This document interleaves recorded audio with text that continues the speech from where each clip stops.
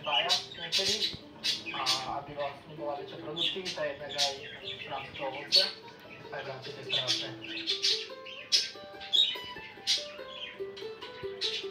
Takže je to taký nástroj na odplašenie vtákov, robí to taký zvuk, taký ako z dela, a tým pádom to odplaší vtáky, ktoré jedia tieto figia, ktoré sú vlastne škodcami tohto ovocia. Zasady ideme miestne džemy ochutnať. Nachádzame sa v džemovej fabrike v meste Candelária na ostrove São Miguel. Toto je Rodrigo. This is a small factory, is a family factory. It's many fruits. I have 15, 16 different fruits. Tento džem je vyrábaný z 90% z ovocia, lokálneho ovocia, ktoré sa nachádza práve v tomto meste, a z 10% je to cukor. V tejto fabrike pracuje momentálne okolo 15 ľudí, ktorí práve teda čistia hrozno s tým, že vlastne používajú iba tú samotnú dužinu a potom sa to